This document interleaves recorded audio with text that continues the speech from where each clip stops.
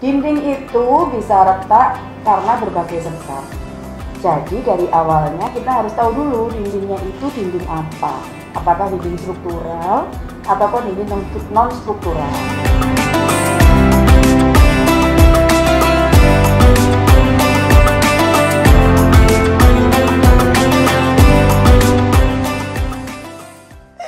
Nah, jadi kemarin kita sudah open question dan ada beberapa sahabat Citycon sangat antusias sekali untuk mengirimkan pertanyaan melalui Instastory Citycon kemarin. Ini tentang dinding. Dinding, Pak Dinding.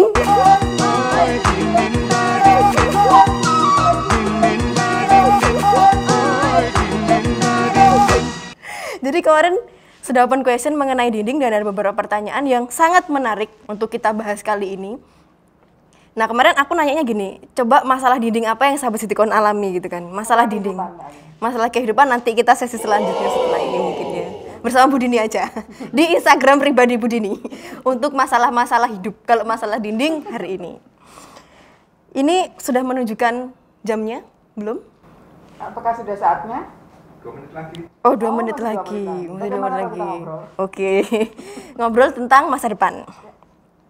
Jadi sahabat Citycon juga bisa mengikuti ini setiap hari Jumat ya rencananya. Ya, kita akan live. Hari Jumat kita akan menemani waktu-waktu sobat Citycon untuk menunggu azan maghrib. Menunggu azan maghrib. Kita juga nggak sampai maghrib ini nanti, jadi masih ada kesempatan untuk beribadah. Iya. Ya. Jadi kita monopoli waktu, tapi kita mencuri waktu sedikit. Waktunya siapa? Yes. Belum bisa dimulai, ini masih 1 menit lagi. Iya. Bagaimana kalau saya menyanyi? Dengan mungkin bisa dengan lagu-lagu Ramadan gitu. Ya. Mas mungkin besok bisa disediakan sound system. Iya, Mas. Oh, siap. Iya, dan juga aku stick itu loh, Mas.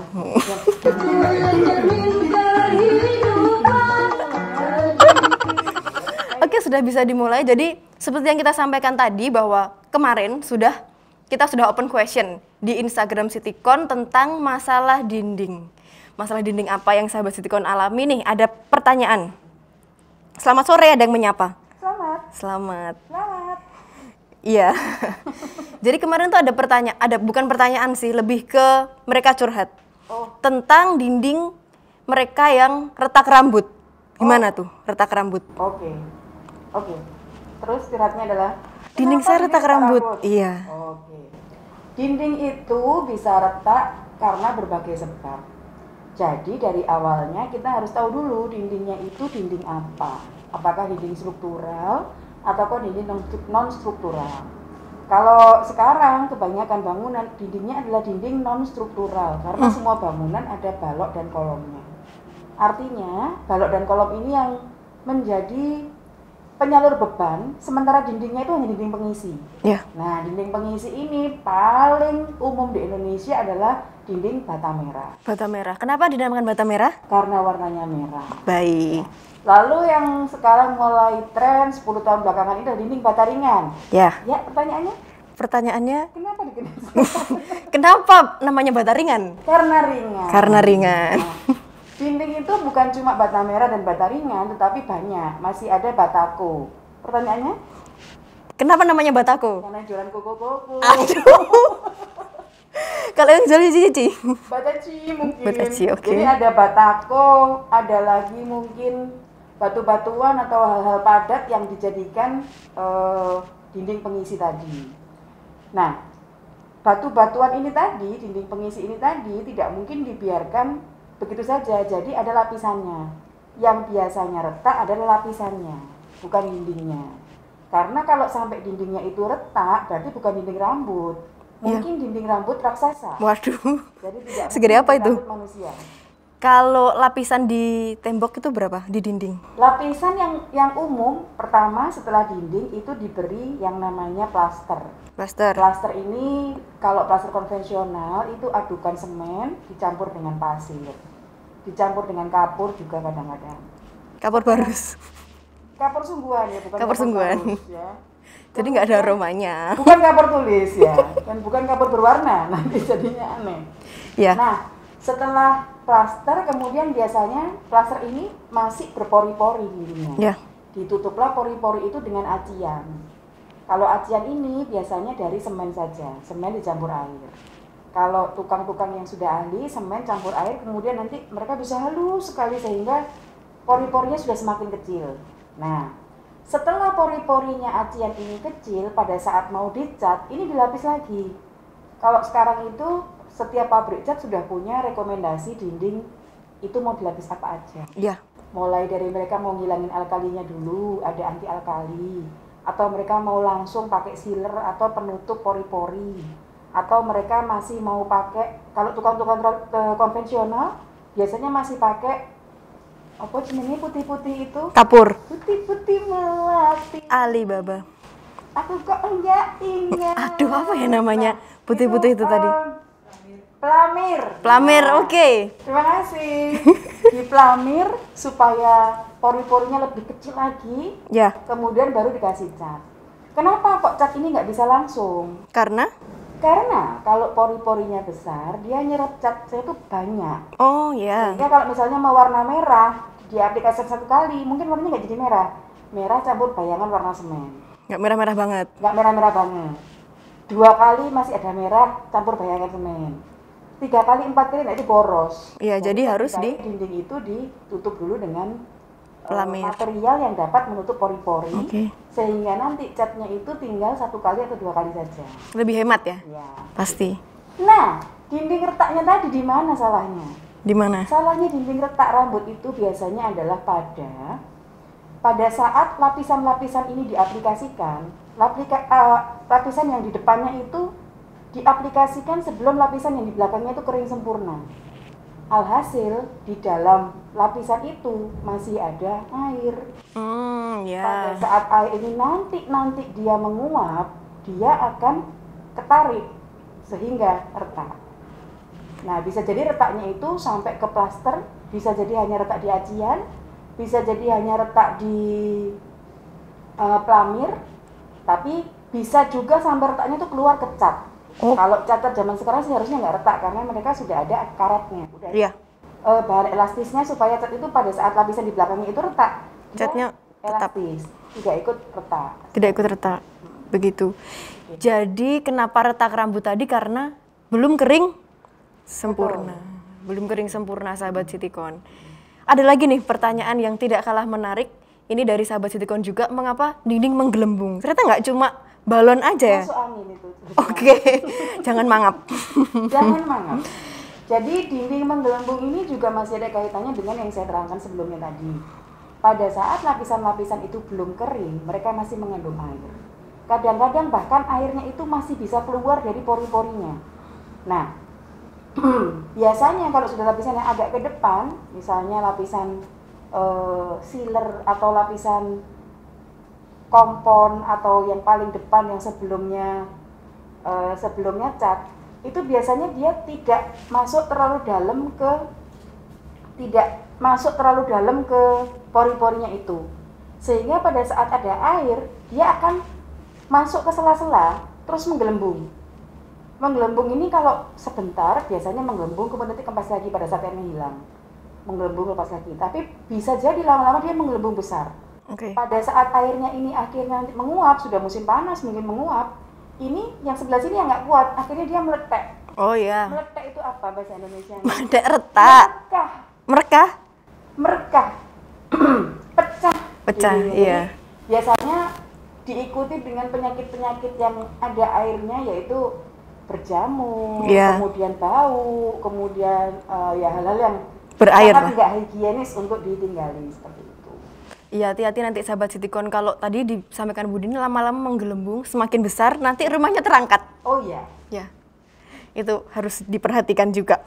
Ini juga ada pertanyaan live secara langsung disampaikan di sini di live-nya Instagram Citikon. Teman-teman juga bisa kalau mau bertanya langsung sahabat Citikon. Ini ada yang bertanya. Kalau dinding bata dengan dimotif bolong-bolong seperti itu di belakang, bagaimana kekuatannya ya, Kak? Seperti yang saya bilang tadi, dinding-dinding zaman sekarang itu adalah dinding pengisi. Dinding Jadi pengisi. tidak struktural. Sehingga dinding itu memungkinkan untuk divariasikan. Mau bolongnya segini, mau bolongnya agak kecil, mau dindingnya di miring-miringkan, tidak ada masalah. Karena kekuatannya itu bukan pada dindingnya, tetapi pada kolom dan baloknya. seperti itu. Jadi untuk kekuatannya kuat tidak? Biasa aja, nggak ada efek. Oh, nggak ada efek. Kecuali kalau disandar ya.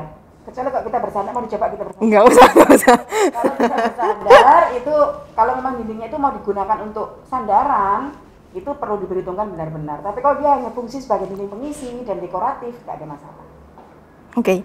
Jadi untuk seperti ini tidak ada masalah kalau hanya untuk dekorasi. Mungkin untuk di dalam ya. Interior bisa, eksterior bisa. Kalau di eksterior tentunya di sini nanti ada ininya, ada lemnya di sini-sini. Oke. Kalau ini kan enggak, ini kan kok digini kan ya. Iya, iya. Kalau eksterior nanti juga masuk angin ya kayaknya. Kalau pakai dinding kayak gini. Enggak juga, Enggak juga, enggak apa-apa. Jangan lupa minum antani. Loh, jangan lupa sponsor di bawah. Oke. Pertanyaan selanjutnya. Ini ada yang bertanya.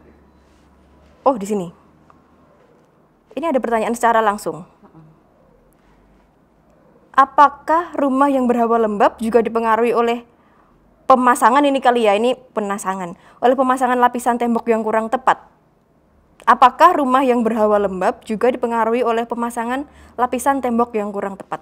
Ya, rumah yang lembab permasalahannya cuma satu, yaitu sirkulasi udaranya tidak baik. Ya. Pada saat sirkulasi udaranya diperbaiki, lembabnya akan hilang. Nah, rumah bisa lembab kalau dindingnya lembab. Dinding bisa lembab kalau tidak dilindungi. Maksud saya begini, di masyarakat kita ini banyak sekali yang mementingkan interior rumahnya itu bagus. Iya. Padahal nanti pada saat keluar, kiri kanan belakang itu temboknya tidak diplester. Oke. Jadi dibiarkan bata merah atau bata ringan Terbuka ya? terfokus. Iya. Betul. Padahal itu adalah tempat masuknya Air. Nah, kalau sudah air pada saat ada hujan, kemudian airnya tuh nandon di dinding-dinding itu, ya pasti di dalam itu seindah apapun pasti akan lembab. Pasti akan lembab. Efeknya lembab ya itu tadi yang disampaikan di Efeknya lembab awal. itu tadi. Lama-lama lapisan dindingnya akan rusak, diawali dengan retak rambut, kemudian retak rambut agak besar, kemudian mungkin menggembung atau kemudian mungkin pecah, kemudian berjamur dan lain-lain. Kadang-kadang kita tuh nggak terasa soalnya. Rumah baru kita tinggal diam-diam, tahu-tahu sudah 2 tahun. Iya. Tinggal di situ diam-diam tahu-tahu loh dindingnya kok sudah hijau semua, loh tahu sudah 5 tahun seperti itu. Jadi kita tidak notice itu setiap hari, tapi kita akan notice pada saat kita mungkin diam terus terlihat iya ya ada masalah di dindingku seperti itu. Iya, apalagi itu tadi yang banyak kita jumpai kalau dinding luar itu tidak dilapisi, tidak diplester, itu tadi masalahnya. Dan itu akan merambat tahun-tahun demi tahun. Kita beralih ke pertanyaan selanjutnya. Nomor 3 ya. Nah, ini kan untuk tadi yang Bu Dini sampaikan, sekarang rumah itu bermacam-macam dan orang-orang itu juga pasti mementingkan interiornya. Lebih baik ini ruangan yang dari dinding kaca atau dinding bata? Oh, dari dinding kaca atau dinding bata? Iya. Dari atau untuk dapat dilihat ya tentunya kaca lebih bagus. Iya. Tetapi kalau untuk fungsi-fungsi yang masih ada privasinya, tentunya dinding padat lebih bagus. Dan dinding itu tidak harus bata. Dinding itu ada juga yang namanya drywall. Drywall dinding itu partisi yang mungkin lebih banyak lagi variasinya dan ringannya juga dapat. Jadi kalau ngomongin masalah dinding itu mungkin bisa 7 hari 7 malam nggak selesai. Oke. Seperti itu. Jadi nanti kita ada sequelnya mungkin. Ya, mungkin nanti malam kita lanjutkan. Nanti malam kita lanjutkan sambil buka puasa Nah, bersama. gitu. Ada yang sering tanya tentang dinding dipaku. Oh ya, dinding dipaku. Bagaimana? Nah, sekarang orang itu terutama untuk dinding bata ringan ya, mereka tanya dinding bata ringan tuh nggak bisa dipaku gitu. Itu mitos mereka. Jadi mitos atau fakta? Mitos atau fakta itu adalah campuran. Campuran. Aduh, Ya. ini susah membedakan. Coba Bapak Ibu kalau mau memaku di bata ringannya, tidak akan ada masalah. Ini dipaku tidak akan ada masalah. Tapi kalau sudah ini yang dilapisi plester, kemudian dilapisi acian, kemudian dicat seperti yang saya jelaskan, itu kalau dipaku bisa pecah. Yang pecah apanya yo? Karena ada lapisannya ya? Lapisannya. Berapa lapis? Kameranya ratusan. Oke. lebih. Jadi, memang kalau untuk dinding-dinding tipe seperti ini, yang disarankan itu adalah dibor, kemudian diberikan fissure, kemudian pakai screw. Jadi tidak pakai nail. Seperti itu. Kalau bata merah kenapa kok bisa dipaku? Coba aja dipaku bata merah. Bata merahnya nggak apa-apa. Sama persis seperti kalau kita mau memasang misalnya hiasan dinding di dinding bata merah. Coba dipaku langsung. Sama aja. Akan Sama aja. Retak karena lapisannya itu tadi ya. Karena yang retak lapisannya. Bukan bahan dinding pengisinya. Betul. Begitu. Oke, ini ada pertanyaan lagi. Ini ke sitikon nih pertanyaannya. Jadi nggak ke dinding lagi. Berhubungan dengan bata ringan, apakah sitikon bisa menghitungkan kebutuhan bata ringan? Tentu bisa. Bahkan nggak usah sitikon. Sahabat sitikon mau menghitung sendiri pun bisa. Tinggal kunjungi website kita. Di situ ada kalkulatornya. Jadi tinggal masukkan maunya dipasang di dinding itu lebar berapa, tingginya berapa, nanti akan dihitungkan. Menggunakan bata ringan yang ya, dimensinya dinding, berapa? Menggunakan dinding bata ringan yang ketebalan berapa, nanti akan langsung keluar publikasinya. Iya. Siap untuk langsung dimasukkan dalam RAB atau langsung beli. Gitu. Jadi Sitikon juga memfasilitasi untuk sahabat Sitikon menghitung kebutuhan batanya sendiri di website Sitikon www.sitikonindonesia.com. Dan itu adalah salah satu keunggulan bata ringan Sitikon karena kita bisa beli pas, tidak pakai lebih. Jadi kalau rumah itu butuh 1.855 piece bata ringan bisa dibeli pas. Jadi kita juga bisa menghitungkan sampai dengan piecesnya ya? Ya. Sampai dengan piecesnya. Jadi tidak perlu ada material yang lebih ditaruh di luar sebagai candi. Ya, tidak perlu begitu ya. Jadi itulah tadi keunggulan Sitikon dan juga itu pemasangannya, aplikasinya pasti juga cukup mudah karena kita bisa lihat di sini di belakang kita contohnya. Ada lagi pertanyaan? Rasanya cukup ya? Rasanya cukup karena hampir mendekati waktu untuk berbuka puasa. Kalau masih ada pertanyaan tentang dinding, boleh disampaikan, boleh melalui DM ya. Bisa. Atau bisa ke website kita juga, nanti akan kami jawab. Masalah dinding apa saja, nggak perlu dinding yang Sitikon pun kalau mau tanya, selama kita bisa menjawab akan kita usahakan jawabannya. Siap. Ya. Jadi di website itu juga ada live chat, mungkin sahabat Sitikon bisa membuka www.sitikonindonesia.com, di situ langsung bisa bertanya di jam kerja. Pasti di jam kerja kita akan online, mungkin kalau juga itu offline kita akan menjawab di kemudian hari gitu. Besoknya, iya langsung besoknya. Ya itu tadi sahabat Sitikon. Sampai di sini dulu untuk acara ngebucin pada sore hari ini di bulan Ramadan di sini. Selamat berbuka puasa. Selamat berbuka puasa untuk sahabat Sitikon yang menjalankan. Semoga puasa hari ini berkah dan barokah ya. Iya. Jadi itulah tadi sahabat Sitikon. Terima kasih sekali lagi untuk waktunya dan sampai jumpa di ngebucin minggu depan dengan tema yang akan kita share hari Kamis pastinya sebelum kita ngebucin di hari apa nih? Hari Jumat, oke. Iya. Loh. Ya, terima kasih.